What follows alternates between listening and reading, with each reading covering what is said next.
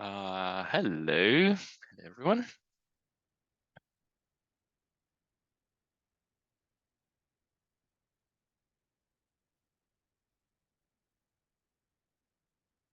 Okay, in the chat. I hope I hope everyone has been able to access the assignments, assignment 3. Is there anyone here who hasn't been able to access assignment 3?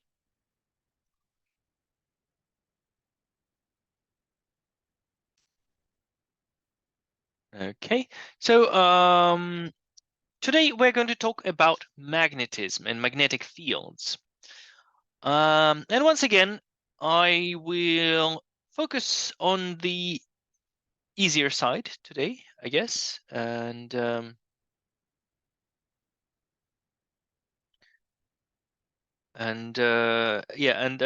have done 2 webinars on this topic last year, so you can watch those with slightly harder problems. Okay, so let's get to it. I hope people can hear me. Okay, just need the chat.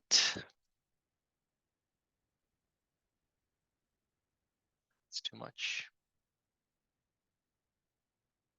Okay, can people see my screen? Please let me know.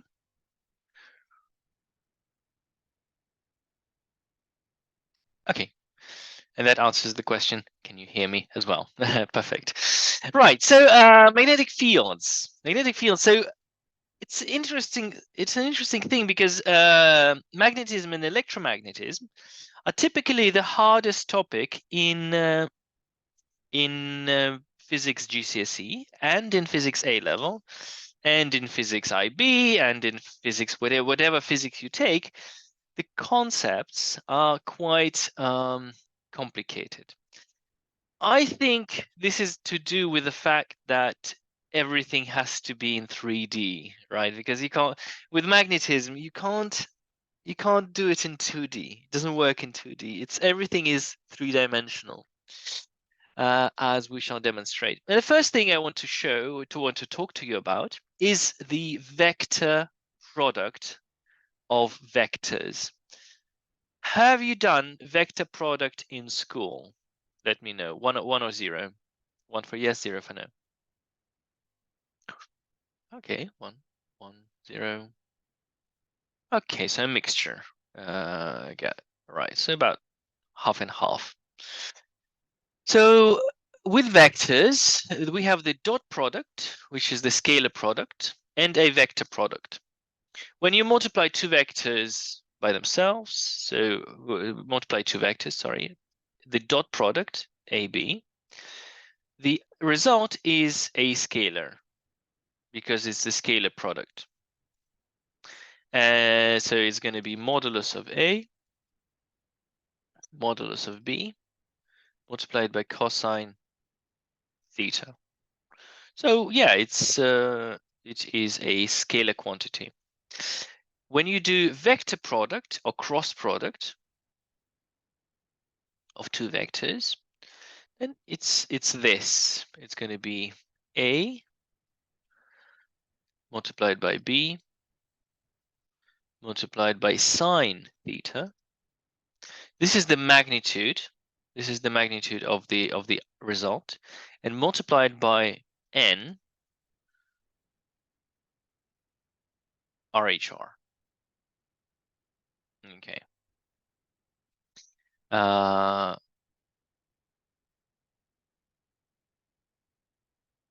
It's the right-hand rule. Yeah, it's the vector obtained by the right-hand rule. And this is a vector product. Vector product. You'll probably ask me, what is that monster? Okay, so what is that monster? So this is the hardest part because everything else is easy, right? We have 2 vectors. So let's say we have a vector A and a vector B. vector B, A, vector B. Now, this is a normal vector such that if you look from the tip of that vector, well, you can also use your right hand. A, B.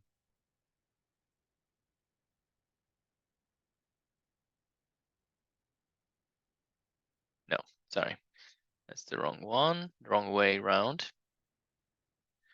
Apologies. A, B.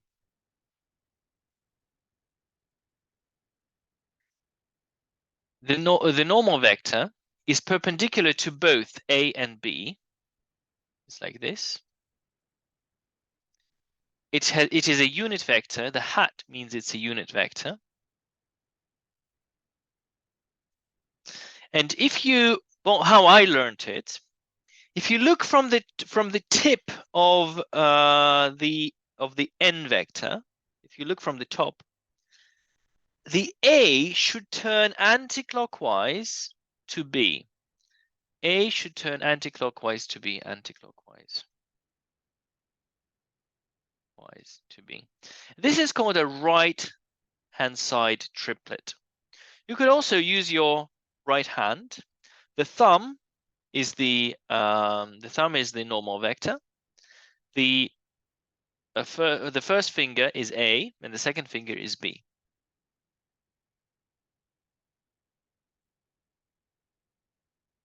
Okay.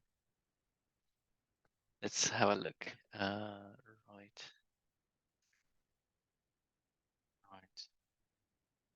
And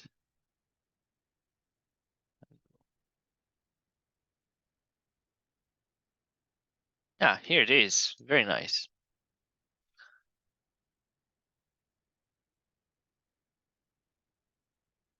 That's probably the easiest representation of what I have shown. If you take the right hand, vector A points along this finger, vector B points along this finger, and vector A times B points up. Please note that the resultant vector, this vector, is perpendicular to both A and B. Okay, so A and B is has the same direction as this normal vector. So basically, this is the magnitude multiplied by the normal vector. Okay, does that make sense? Those of you who haven't done vector product, does it make any sense at all? Please let me know.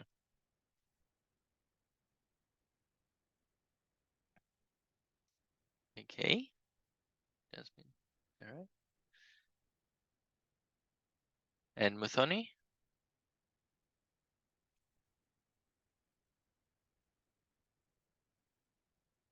Okay. So to find the vector product, you can use this formula. Okay. So it's a normal vector which is perpendicular to both A and B. Okay. But there's a different way you can find it. You can use these formulas. Okay. If you have vector A and vector B, the vector product C is given by this, which doesn't look simple, but a formula.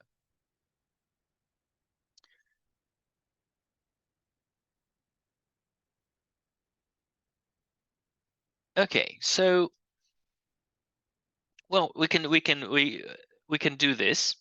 All right, so let's do it using three different ways. Right. Okay, so first, using the first definition. So C, vector C is equal to A cross B. Okay, and this should equal to modulus of A multiplied by modulus of b, multiplied by sine theta, sine of the angle between them, multiplied by n, the normal vector, right, using the right-hand rule.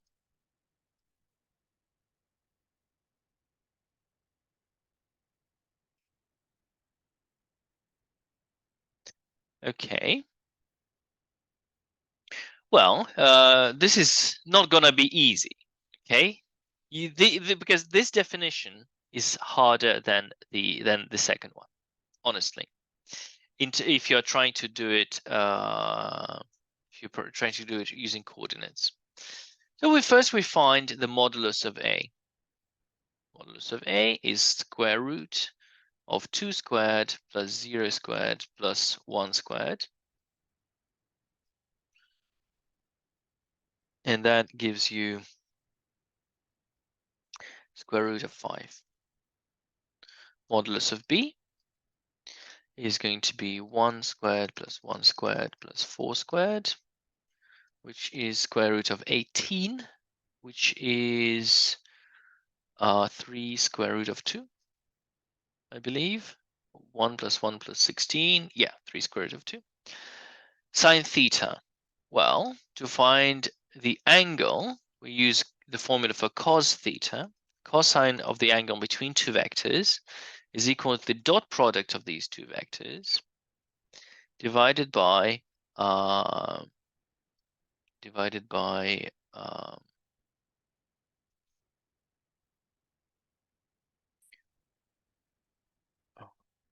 modulus of a, modulus of b. Okay, so the dot product is 2 times 1 plus 0 times 1 plus 1 times 4 over square root of 5 multiplied by 3 square root of 2, which is 2 plus 4, 6 over 3 square root 10. So that's 2 divided by square root 10. That's cos theta. Sine theta is square root of 1 minus cos squared theta. So it's going to be square root of 1 minus 4 tenths, which is 6. So square root of 6 over square root of 10. Does that help? Well, that's 3, 5, square root of 3 divided by square root of 5. Not too much. Okay, so we found the sine theta. Now the hardest part is to find the normal vector. Well, how are we going to do this? We need to find a vector which is perpendicular to both A and B.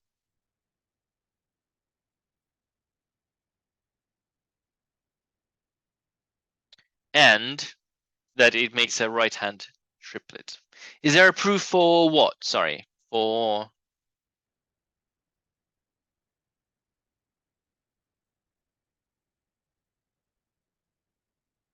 the second identity?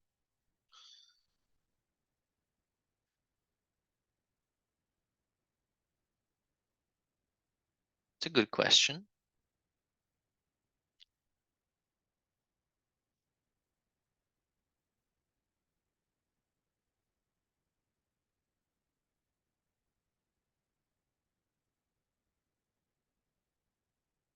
Well, the second one only works in orthogonal coordinate systems. So it's where x and y and z are perpendicular to each other. If they're not perpendicular, it doesn't work. So there must be a proof. I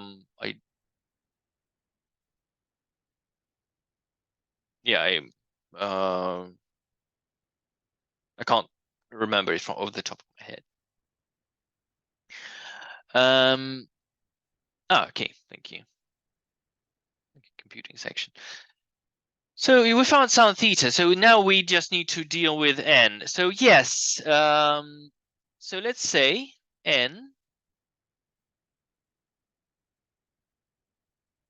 vector n is x, y, and z. And we can we can say, okay, so n times a must be 0. So 2, 0, 1 multiplied by x, y, z is 2x plus z must be 0. And n times b equals must also be 0 because they're perpendicular. So 1, 1, 4 multiplied by x, y, z must be x plus y plus 4z equals 0. Now we have two equations and and 3 unknowns. So we make one of the unknowns independent. So z is independent. That means we'll express everything in terms of z. Well, actually, as a matter of fact, no. As a matter of fact, no. We have 3 equations because we've the third equation can be x squared plus y squared plus z squared equals 1, right? Because the length we know that the modulus of this vector is 1. It's a unit vector. And so now it's solvable. So I'm going to express z equals 2x. So here I'm going to express y is equal to minus 4z minus x, which is minus 9x. And just put this in here. This is going to be x, which is x squared plus 81x squared plus 4x squared equals 1. So that's 85, 86, 86x squared equals 1. X is equal to plus or minus 1 over square root of 86. Okay, not very nice, but we can find the vector. So that means vector n, the one that we're looking for, is equal to 1 over square root of 86 plus minus multiplied by 1. Y is minus 9 and z is 2x, so 2. Okay, now we need to decide whether it's plus or minus, and that's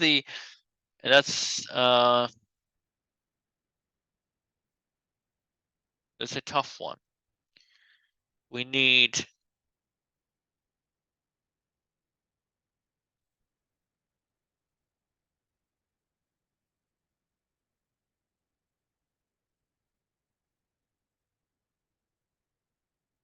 because we don't actually know the angle between them. Is there a way we can actually find the angle? We know the cosine and sine, but there are 2 possibilities. Okay, so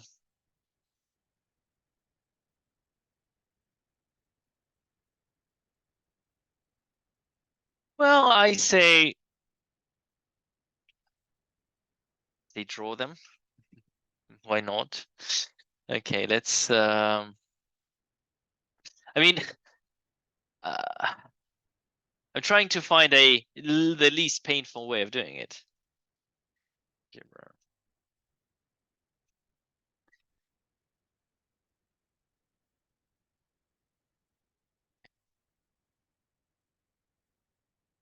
3D calculator. So, and we want a vector. So it's going to be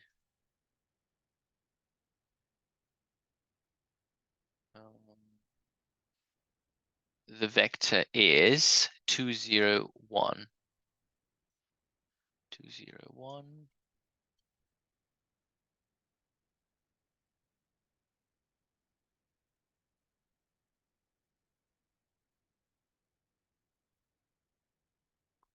Okay,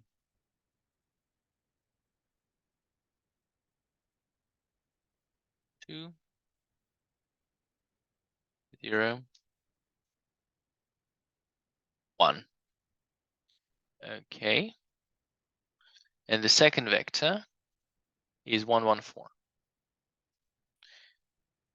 C is 1, 1, 4. Okay. And tools, vector A to C.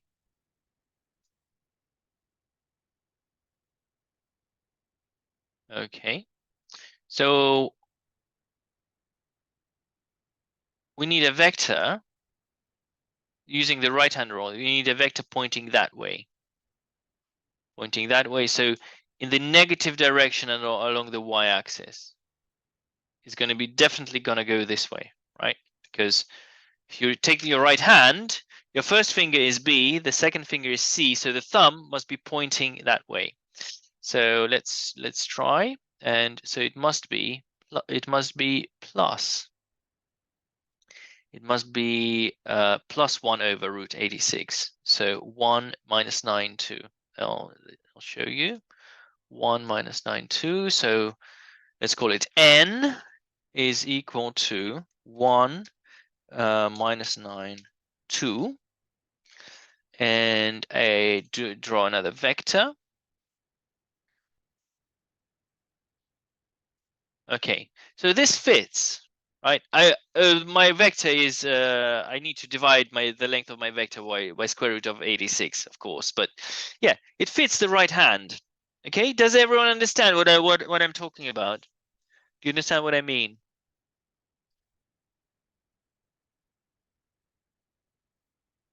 The right hand rule, yeah, about the right hand rule. So your first finger is the first vector, the second finger is the second vector, and the thumb is the result. Right, so I choose plus, and I've chosen the probably, I'm not sure why it can be both plus or minus, because if cosine theta is 2 square root, because the angle can be both ways. It could be let's say the angle could be 30 degrees, or I should have made it clear here. Plus minus, plus minus, plus minus, plus minus. Cosine, we found cosine, but two different angles have the same cosine. Let's say you have 30 and 330. Okay, so you have two possible angles between them, because if you're measuring the angle from one to the other, that's 30 degrees, but if you go the other way, it's 330. So that's why you have to choose one of them, because you choose the one that creates a right-hand triplet. The right-hand triplet is the one that satisfies this diagram. This is by definition. We just chose the one that works. We chose the one that is correct. So we found n, so it's going to be plus, and now we just need to put everything together. Chose plus using a diagram. We chose plus. We chose plus using a 3D diagram. Okay, and finally, we have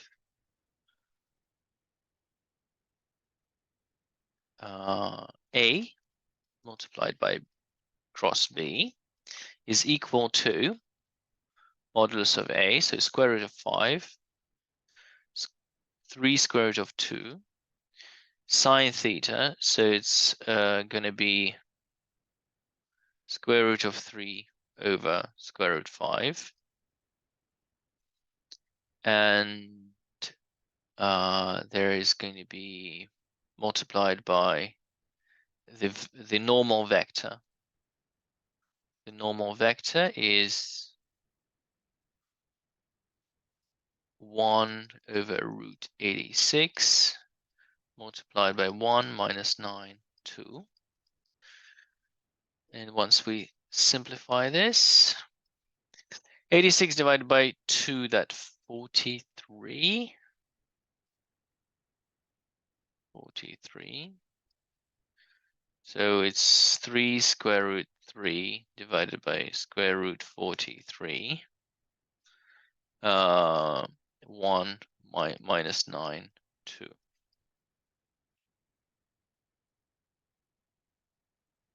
Okay, so this is the answer. Okay, it's a bit clunky, but yeah, that's the answer. That's how you do it. It's not the easiest way. It's far from the easiest way to evaluate the vector product of two vectors, the cross product of two vectors. So let's do it another way. Let's use the second definition. And let's use the second definition.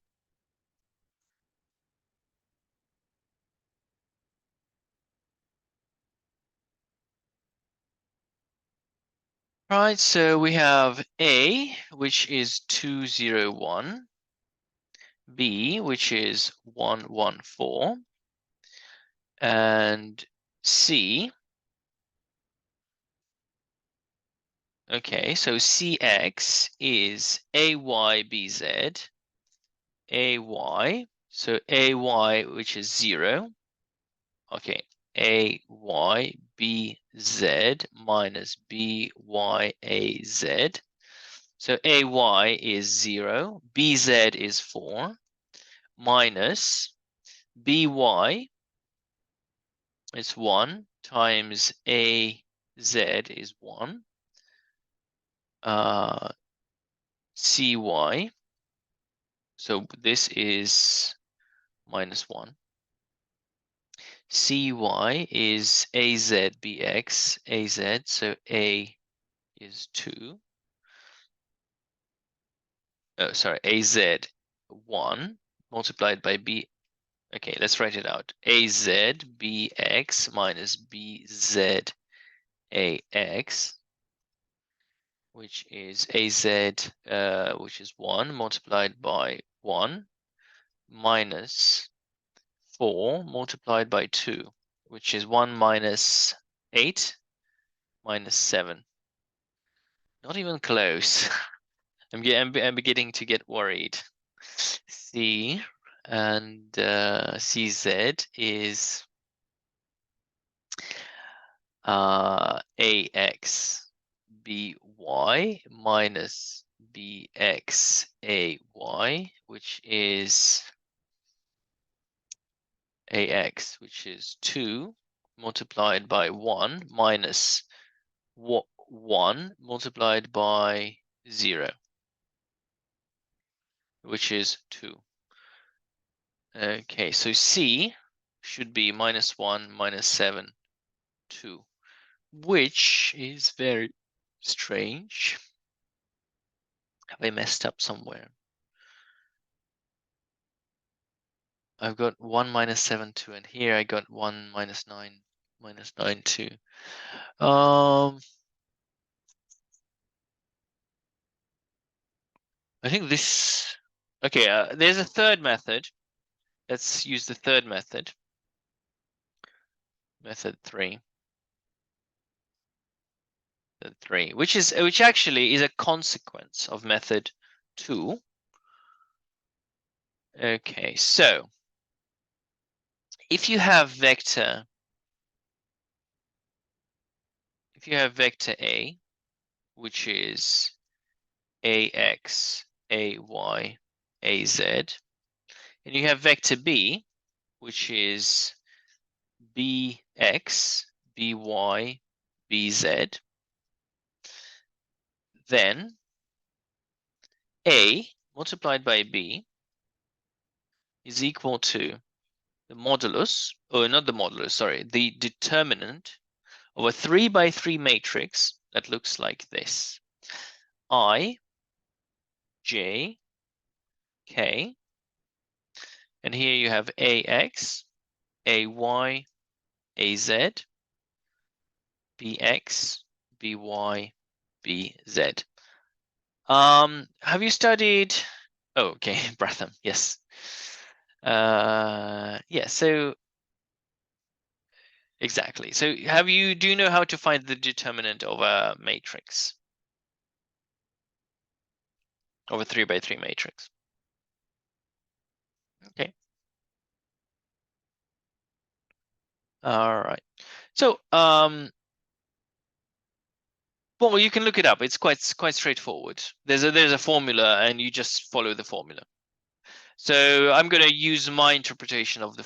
I'm going to use, so it's I, vector I multiplied by AY BZ minus AZ BY minus J and AX BZ minus AZ BX.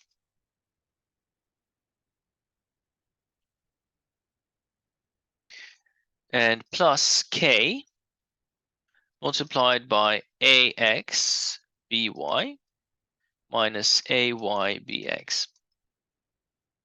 And if you open the brackets, so yeah, so this should give you. So I'm gonna use these two vectors. So 2, 0, 1 was it? 2, 0, 1 and 1, 1, 4. So A multiplied by B is I, J, K. 2, 0, 1, 1, 1, 4. That should give us I multiplied by 0, 4. 0 times 4 minus 1. So it's going to be minus 1. Okay, minus 1 plus minus, sorry, J multiplied by 2 times 4, 8. 8 minus 1 is 7. Plus K, which is 2 times 1 minus 0. So K times 2. Okay, and this gives us minus I minus 7J plus 2K, which is minus 1 minus 7, 2. Okay, so where have I messed up?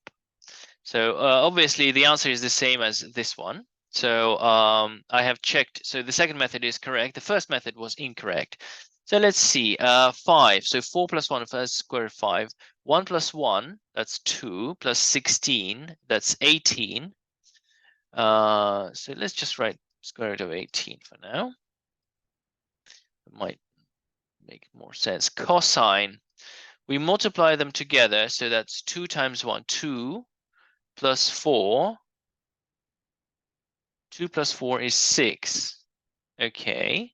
Square root 5 and square root 18. Square root 5, square root 18.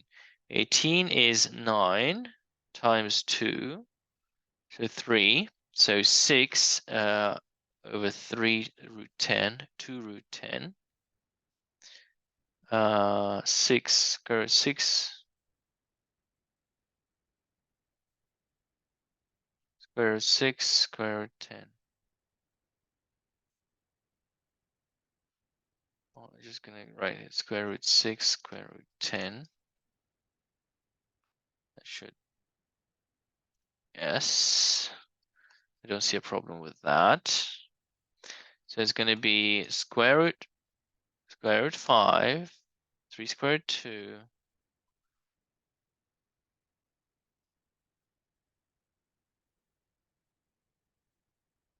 Well, I must be mistaken here because this one is completely wrong. So the square root of 86 must have messed that up. So square root 5, square root 18. Then sine theta, which is square root 6, square root 10. And then multiplied by n. Okay, so let's look for n. So 201 and 114. So 2x plus z is 0. And x plus y plus 4z is 0.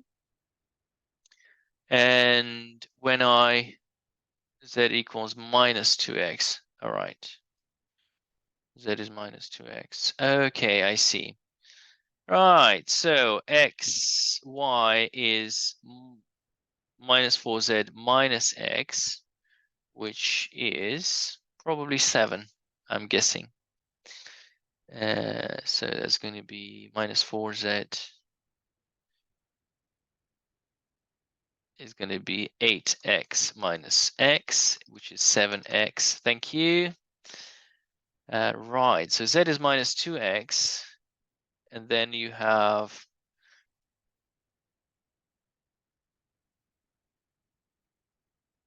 x squared plus 49x squared plus 4x squared. So that's not 86. That's supposed to be 49 plus 150, 54. Square root of 54. And square root of 54. 1, 7. 7. And minus 2. 1, 7, minus 2. And we got minus 1, minus 7, 2. So apparently, we should have chosen minus. So remember the y coordinate has to be negative. We've established that. The y coordinate has to be negative because it's pointing that way. So we chose minus using a 3D diagram. And now we sub that in, multiplied by minus 1 over root 54, multiplied by 1, 7 minus 2. Okay, and then we simplify that. And that becomes 10 and 5, the square root 2. 6, square root 6 and 54. Well, 18, square root 6 and square root 2, that's square root 3. Square root 3 times 18, that's square root of 54 together. 54 over 54, that's minus 1, 7, minus 2, which is minus 1, minus 7, 2. Voila. I got it. I got there. Sorry, it took me 39 minutes to get there, but I have done it. You got the same result in 3 different ways. Okay.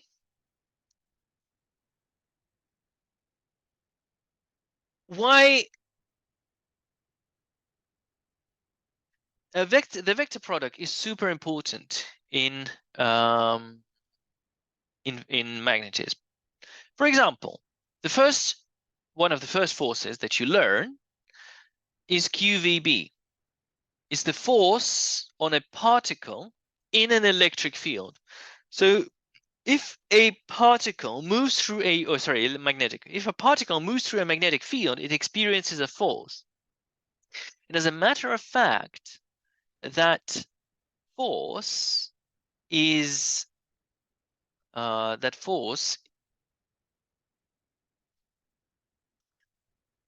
QVB, but V is a vector and B is a vector, and it's actually the cross product of these two vectors. Okay, so what I'm going to do here is I'm going to draw axes. This is going to be vector x. Oh, sorry, x-axis. This is going to be the y-axis. Now, it's always better to use a right-hand side triplet for the axes. So if this is x and y, z should be towards me, out of the page. The z-axis out of the page. of the page. And as I said, if you look from the tip of the z-axis, x should turn to y and counterclockwise. This makes it a right-hand triplet. And if you look at this example, you can see if you look from the tip of the z-axis here, x turns to y counterclockwise. Okay.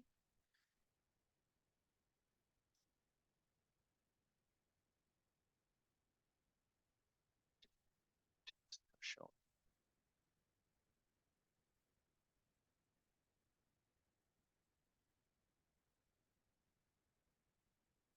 So, and the formula, the second definition, only works in the right-hand triplet as well. So you need to keep that in mind. That's kind of a big deal. So the way you point your axes makes a difference. So in a right hand triplet, x turns to y counterclockwise, as if looking from tip of z. Okay, so if you're looking from here, sorry for repeating myself several times, but you look from the tip and x turns to y counterclockwise. Right, so z must be out of the page. So what we're going to do is we're going to write down the vectors. So vector v, is along the x-axis. So it's going to be vector v0, 0. Vector b is along the z-axis, and it's in the opposite direction to the z-axis. So it's going to be 0, 0 minus b. And the force, well, the force is the charge of the electron, so it's q, multiplied by the vector product of v and b. So let's figure that out. So it's going to be q multiplied by, I'm going to use the this method. So this is going to be ijk multiplied by v0, 0 multiplied by 0, 0 minus b. Okay. And q stays here, open bracket. So vector I multiplied by 0 times b, 0, so 0, plus j, minus j, multiplied by v times minus b, minus 0, plus k multiplied by 0, which makes it q. This is 0, this is 0. This is minus minus, so plus q v b j. So the vector is 0 q v b 0. So vector f, that's vector f, is equal to qvb. But why am I doing this? Because this gives me the direction. And look at the direction. It's 0, it's along the y-axis. So not on the electron, sorry, a charge, a positive charge. Because if the charge was negative, it would be minus qvb, so it would be in the opposite direction. So it's along the force is along the y-axis. The force force is along the y-axis. And that makes sense. If you've done the right-hand rule, oh, sorry, the left-hand, Fleming's left-hand rule, yeah? Force. Yeah, you know that the force on a current, the motor effect, yes, that's the motor effect. The motor effect, if you take the your left-hand rule, and this is the field, this is the current, and this is the force. This is where it comes from, right? So this is this is it. Okay, this is, I've done it mathematically, but you've been learning it using your hand. Does that make sense?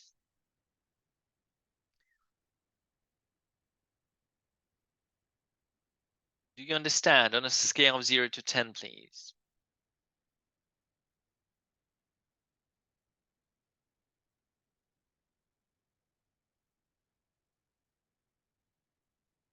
Thank you. Edith, because the magnetic field is into the page B, the vector B is into the page. But the vector Z is out of the page, so the Z-axis is out of the page. So the coordinate, so the vector B is 0, 0, minus B. Because it's in the opposite direction to Z. Does that make sense?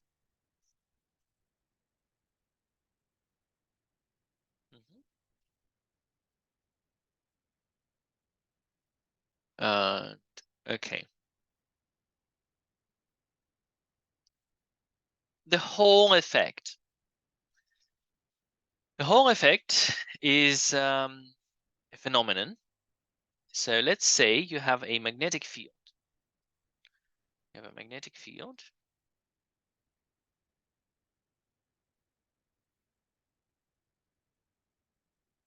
And you have a conductor, which is reasonably wide.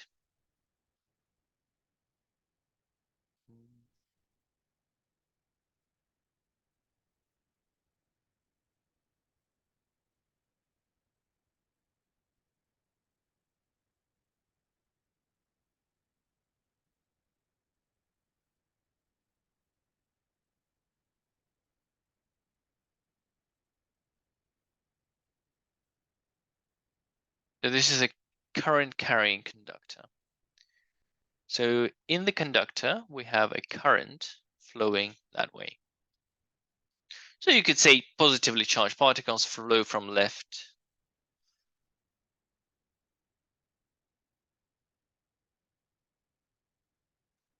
The z-axis is out of the page because it has to be a right-hand triplet, because this formula only works for right-hand triplets. Right-hand triplet, right-hand system of coordinates, right-hand side, right-hand coordinates. And in right-hand coordinates, if you look from the tip of the z-axis, x have to turn to y counterclockwise, just like here, as you normally draw. So the typical way of drawing the axes is this. You go, the x-axis goes towards you, the y goes to the right, and z goes up. That's the most common way of drawing axes, z. And you can see that if you look from the top of the z-axis, from the tip, x turns to y counterclockwise. This is a right-hand triplet. If they are the other way around, it would be a left-hand triplet. And the formula you'd need to change the formula. The formula will become, well, there won't be a minus in the formula. So if you hand y and x, and this is z, so x turns to y clockwise, this is a left-hand triplet, so right-hand triplet. And this is the left-hand triplet. I hope that makes sense. So to make it a right-hand triplet, Z has to be out of the page. Otherwise, it will be a left hand. Right, so you have a current carrying conductor. So this is a conductor. And current. And the charged particles, so let's say positive particles, imaginary positive particles, move from left to right. It's actually the electrons move from right to left, but it doesn't really matter what you think, what we think. This is because when Franklin was doing experiments with electricity, he didn't know anything about electrons. He thought that electricity was the flow of a positively charged fluid. Yeah, so current was a positively charged fluid, and that's what happened. Apparently, it turns out to be a negatively charged. Oh, you could call it fluid. I mean, free electrons, they do behave like a fluid. Okay, so when the particles move, because there's a current, there's a magnetic force. There's the Lorentz force, and we can see that if you have a positively charged particle moving through a magnetic field, there will be an upwards force. You could use the left-hand rule to find the force. So the magnetic field is into the page, the current is to the right, and the thumb points up. So there's a force. So there's a force, upwards force on the positively charged particles.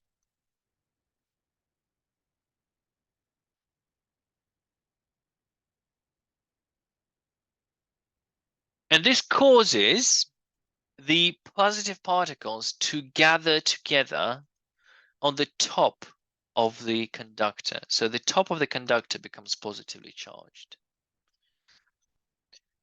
And this pushes the positive particles down, right? Because it pushes them back down. And then there's a balance. And the bottom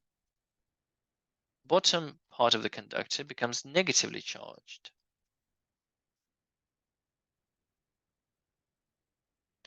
And all you need to do now is take a voltmeter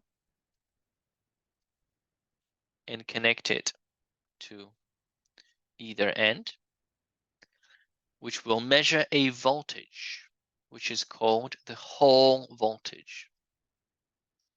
Hall voltage. The Hall voltage, and this is a Hall sensor. The whole thing is called a Hall sensor. Hall sensor. It basically detects magnetic fields. Detects magnetic fields.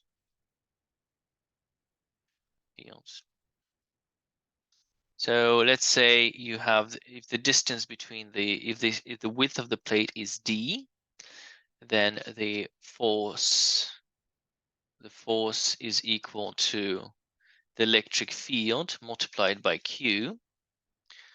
And the electric field is the voltage divided by the distance between them times Q. And this is the electric force. And the magnetic force, we already established, is Q. Well, it's BIL. Well, it's QVB, where V is the drift velocity of the electrons, of the particles, of the charges, QVB. So these have to be equal to each other, and you can have QVB must equal to V over D times Q. Right. So the magnetic field. So Q cancels out, so it really doesn't matter what type of particles you have. B is equal to the voltage divided by D times the drift velocity. And the drift velocity you can work out. So if there's a current, is NAEV. So the drift velocity is this. So V is I divided by NAE.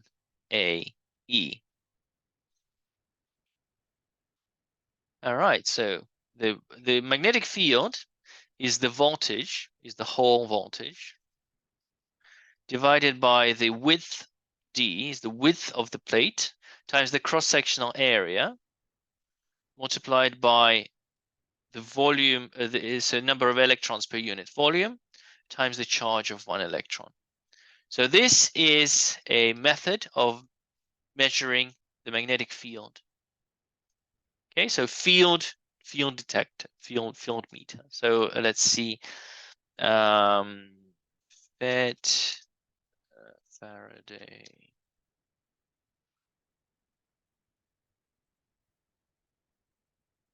I hope this one. Yes, that's it.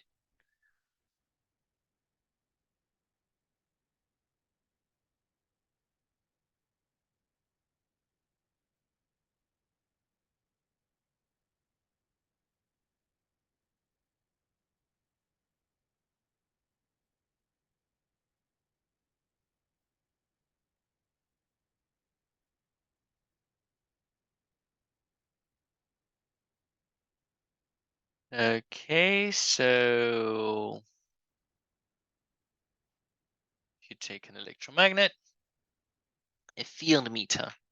So when we say a field meter, so this is usually a Hall sensor. So it's a sensor that allows you to measure the strength of the magnetic field at various points. So as you can see, as we go further away, the field gets smaller. When we get closer together, the field gets bigger. And inside the coil, it tends to be the constant. It's a uniform field inside. Look, it's 300 Gauss. So one Gauss, I believe, is 1/10,000th of a Tesla. But you can look it up. What is one Gauss? Okay, so that's a Hall sensor and the Hall effect. So there is a question on the Hall effect. I won't. I think I've covered enough. I might have given away the answer actually. Now, getting to serious stuff now. The Biot-Savart law. This is named after two French scientists. And I believe their names are written on the Eiffel Tower. If you've been to France, this is my favorite spot. When I go to Paris, I go to the Eiffel Tower and I look at the names written. So if you look names written on the Eiffel Tower, and you can see Cuvier, Laplace, Dulong, Shales, Lavoisier, Ampere. Yeah, so all the names that you meet in your physics course are pretty much written on the Eiffel Tower. So that's my favorite spot in Paris. And it's just like literally you study physics and that's the sequence in which they appear in your physics course. And it's quite interesting. So there was a marvel of engineering built in 1896 something. So yeah, it has names of the most prominent French scientists of that time. So yeah, Biot-Savart law, and it says that if you have a wire and you have a small section of that wire, then it produces a magnetic field produces a magnetic field, and this is the size of that magnetic field. So what's notable here? Well, mu0 is the permittivity, permeability of free space, is a constant, is a fundamental constant of science. and 4 pi is, well, 4 pi.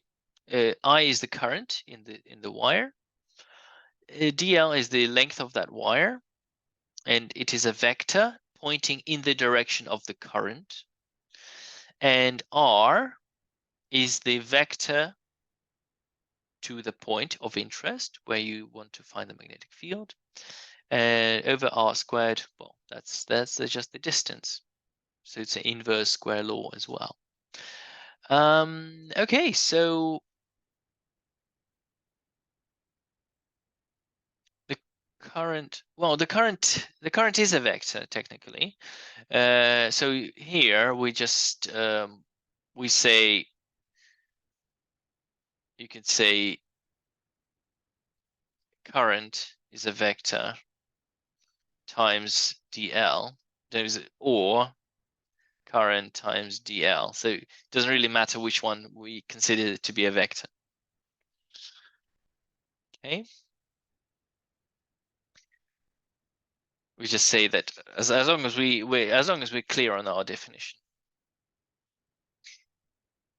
Okay, so for a infinite long wire with a magnetic field next to an next to a long wire, it doesn't have to be infinite, just long, is this.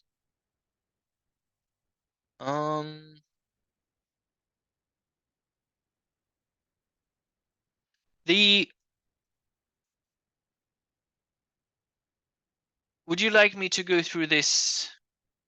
Would you like me to go through this example, which is in your paper, or would you like me to do a problem using the formula? So example or problem?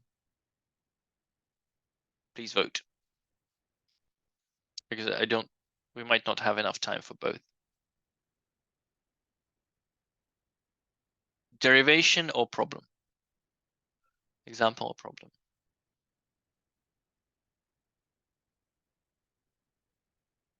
Okay. The problem actually just uses the formula, the final formula. So I'm going to go through the example, which explains how you use the Biot-Savart law to obtain this formula. Okay.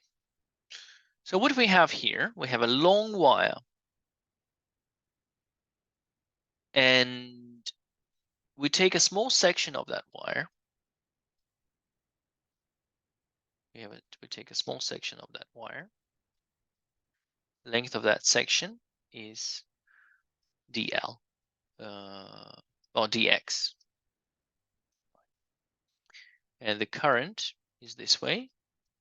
Current. And we are somewhere here. We want to find the magnetic field at this point. Okay. We know the principle of superposition. The principle of superposition that at any point, superposition, the total magnetic field is the sum of individual magnetic fields. This is a vector sum of the magnetic fields, etc.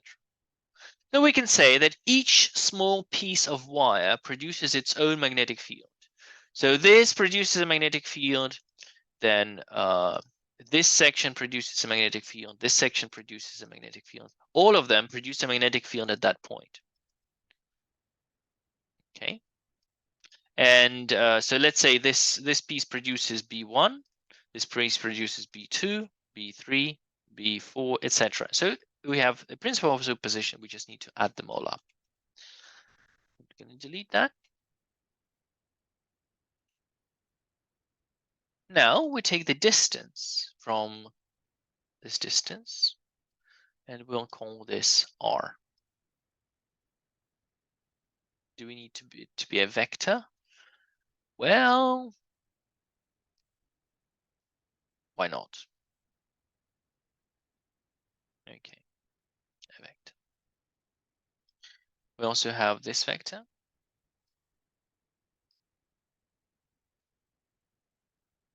This length, sorry. This is vector R. And don't like that. So this is X. X is the distance from this point to here. Okay, and this is going to be R, and this vector is R. It's a curly R. It's a different, slightly different R. So it's a vector. Okay, and this length is R. Okay, so then we write down the Biot-Savart law that dB,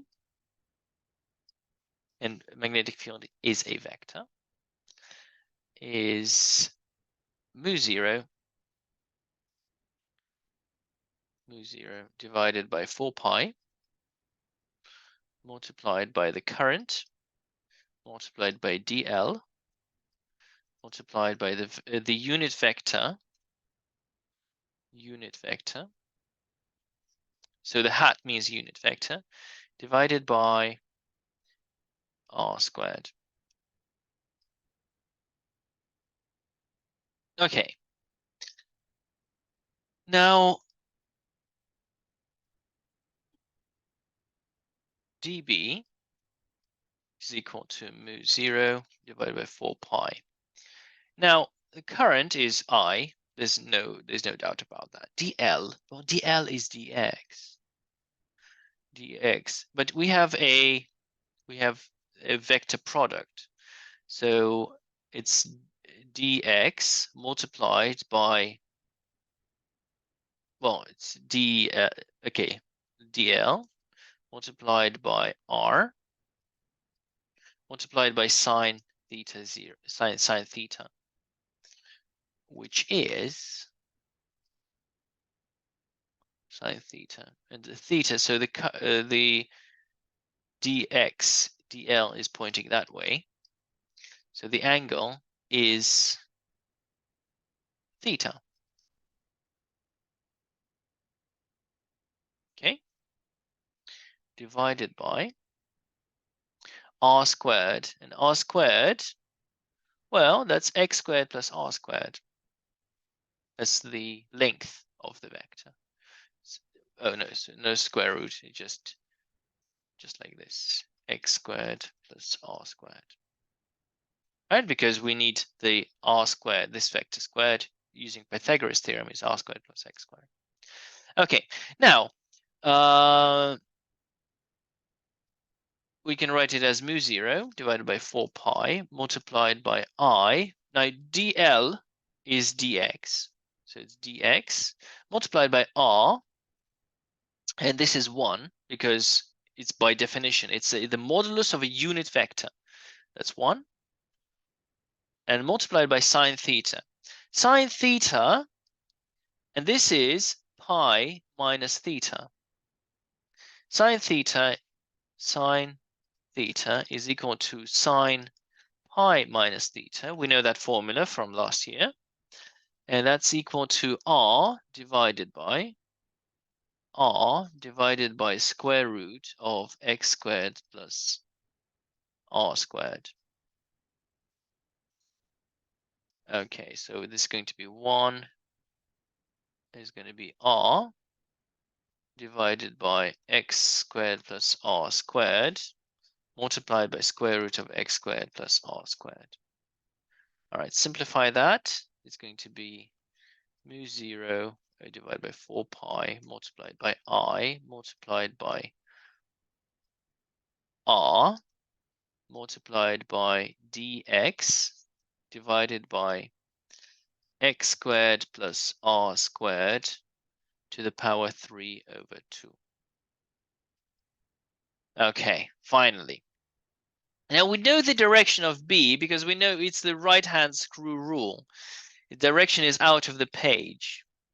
So, of course, we can say times n here times n here, and then times n, so out of the page, And finally, what we need to do is, right, now we drop the vectors, drop the vector sign,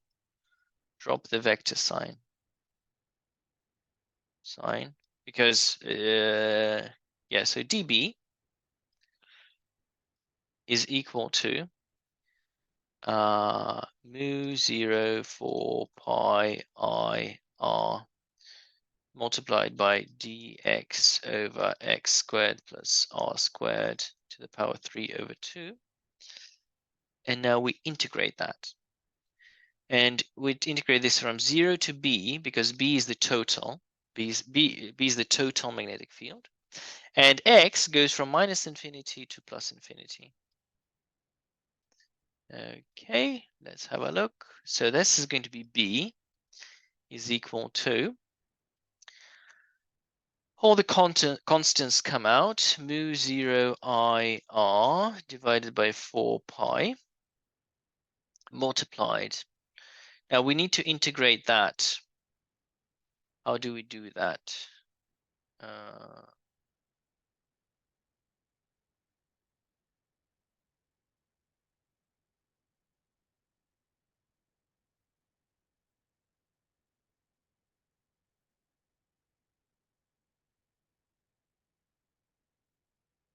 Dx.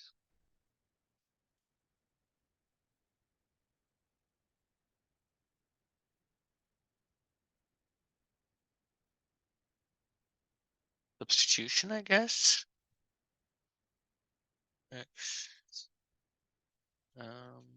U is equal to x squared plus r squared. Du equals 2x dx. And it's going to be u to the power 3 over on 2. And this is going to be du over 2x. X is u minus r squared. 2x equals 2u minus 2r squared. It's not pretty.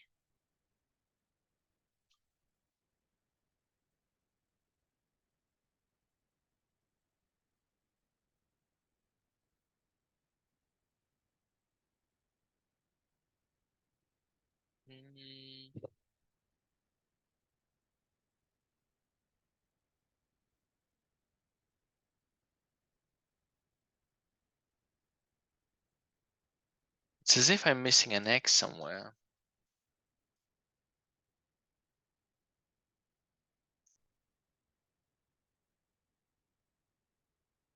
Second.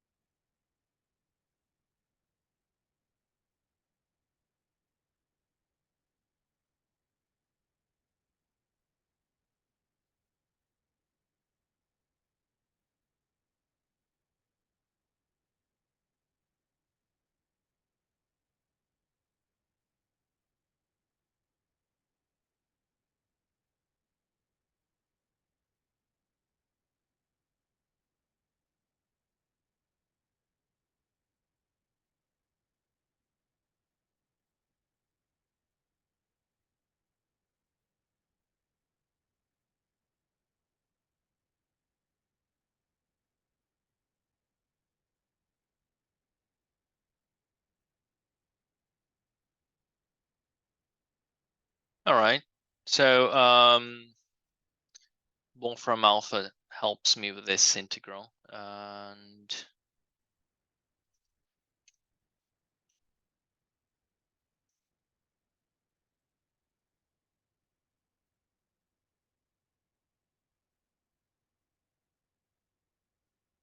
So here it is. So the integral of that, so I'm just going to use this result. For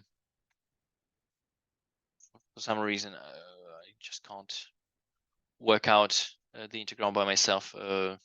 Just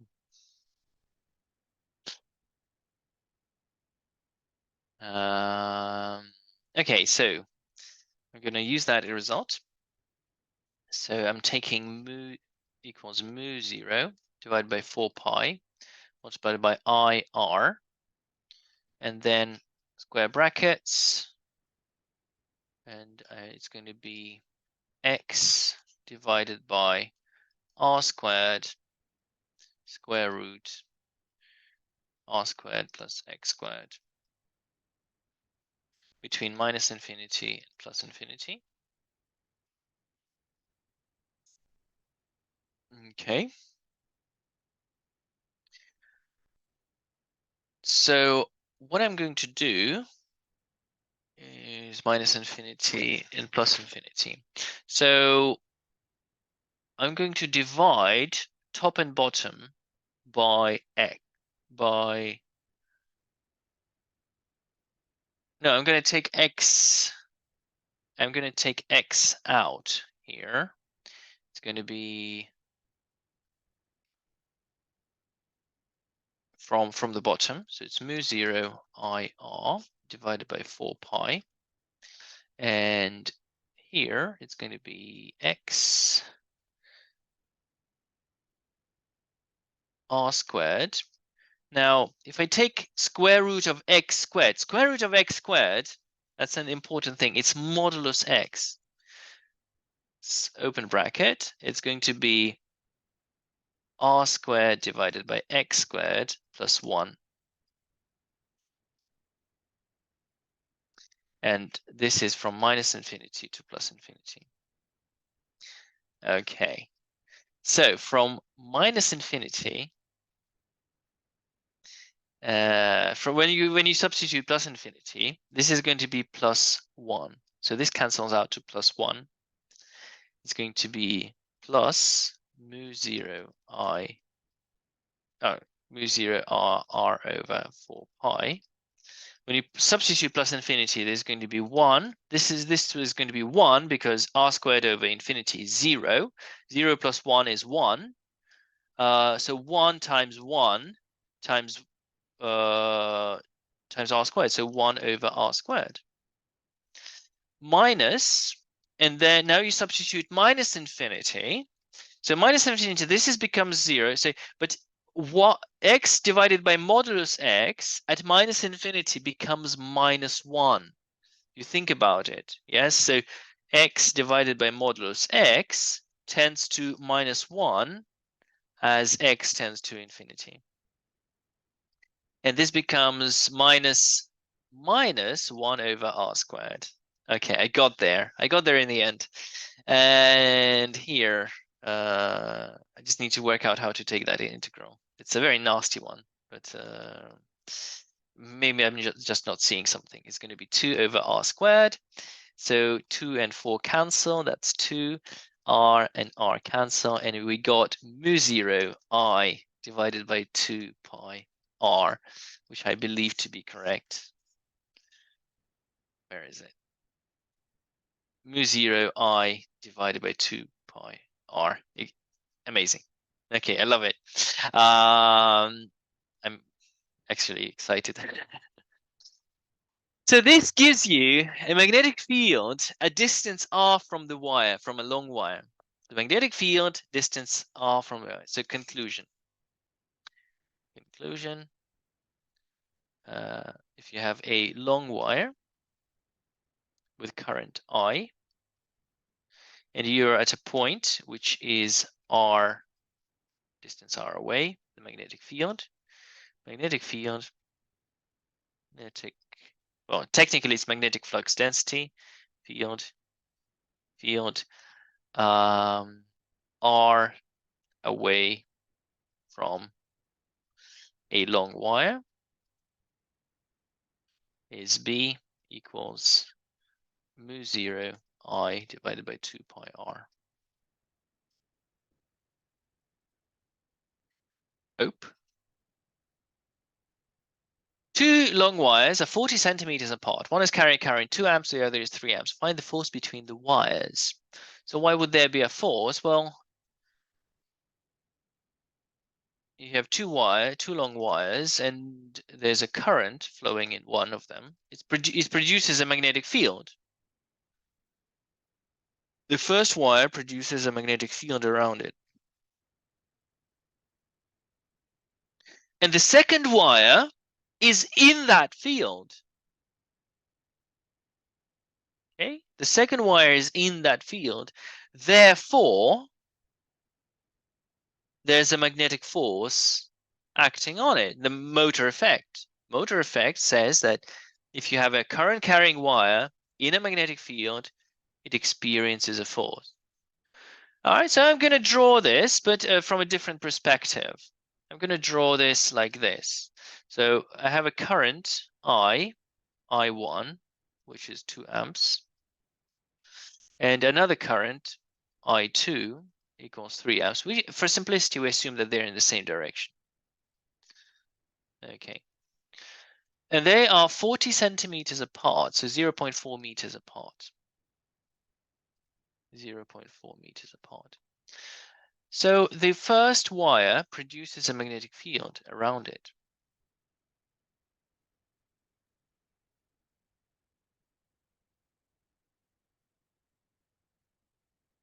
And this magnetic field at this point, this magnetic field from the first wire is mu0 multiplied by I1, of course, divided by 2 pi r is the distance between the two wires.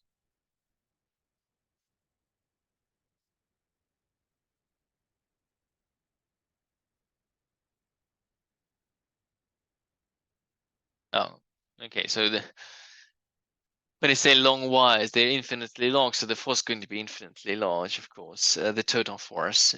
Find the force per unit length. Force per unit length between the wires. Well, you can say two 1 meter wires or something like that. And this is going to be this is the force. This is a magnetic field.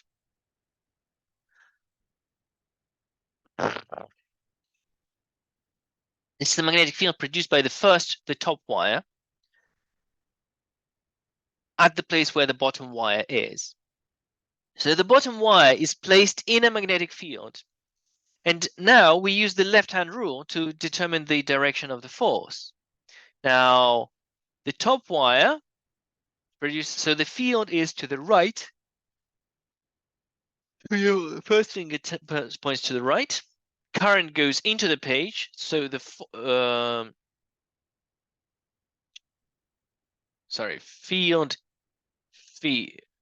field, current, and force. Force is up. Force is up. Force. And the force, as we know, is equal to BIL. Is the magnetic field times I times L. So I2 in this case. So there's going to be mu0 I1 divided by 2 pi r multiplied by I2 multiplied by the length of the length. It's a you need per unit force per unit length. So force per unit length is mu0 I1 I2 divided by 2 pi r. So quite cool. So we got a formula which is similar to the force between two charges. It's 1 divided by 4 pi epsilon 0 multiplied by Q1 Q2 over R squared. This is the electrostatic force between two charges, and this is the magnetic force between two wires. Okay, and for long wires, you could say that we multiply by L to get the force, magnetic force. Magnetic force is something similar. So yeah, that's it. That's what we found, and we can calculate that force. Divide by length. That's mu zero. Mu zero is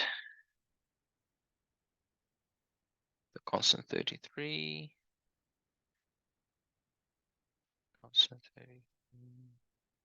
It's 1.25. 1.25. 2.26. Sorry, 1.26 times 10 to the minus 6. Multiplied by I1, which is 2 amps, multiplied by 3 amps, divided by 2 times 3.14, multiplied by R. The rate is 0.4. So times 6 divided by 2 pi multiplied by 0.4, which is 3 times 10 to the minus 6, which is 3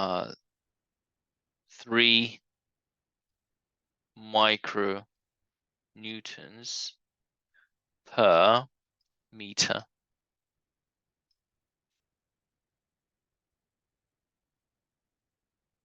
Seems quite realistic. Seems quite realistic because that was it's 2 single wires. They don't produce much magnetic field. To create a strong magnetic field, you need a lot of coils. Okay. So if it's if the wires are 1 meter long, it's going to be 3 micronewtons. Okay. And finally, use the Biot-Savart law to find the magnetic fields in the center of a loop. So you have a loop of radius r, and you want to know the magnetic field at this point B. Well, you use the dB. We know the direction because if the current is in that way, this way, we know the field is going to be into the page. The field into the page. Into page. So we can ignore the vectors just for simplicity. We take a small section of the wire, so dx,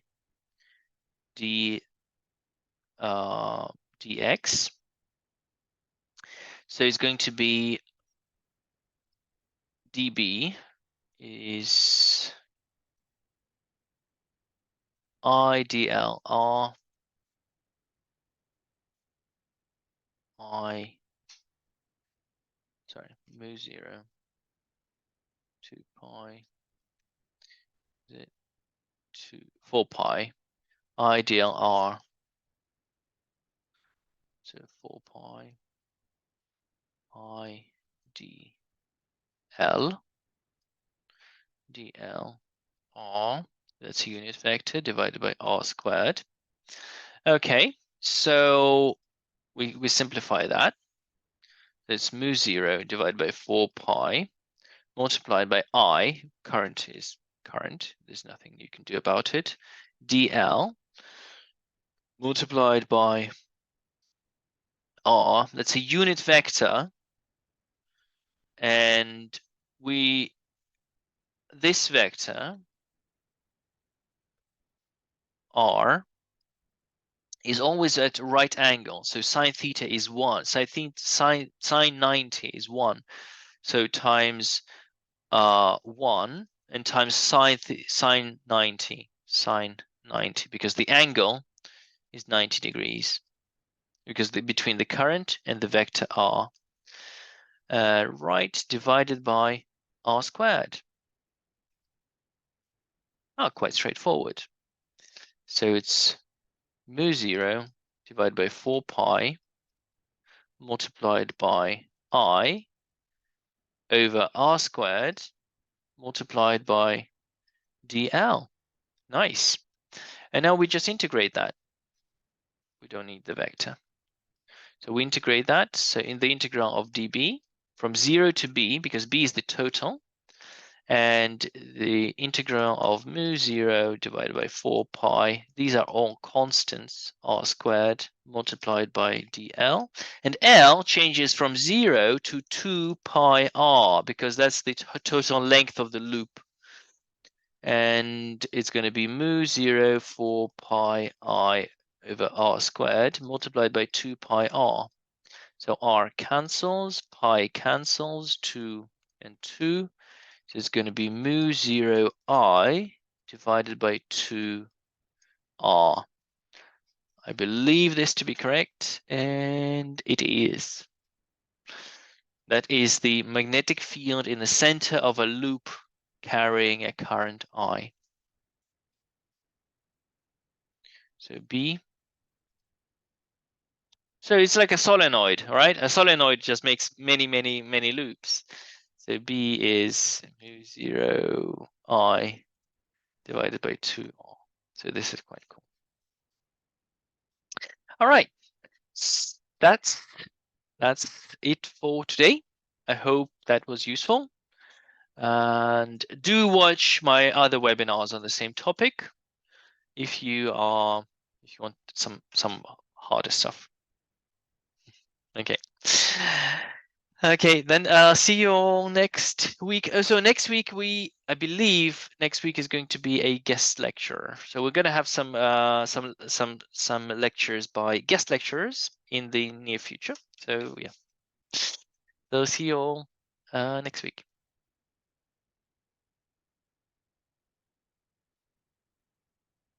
I'm glad. Thank you.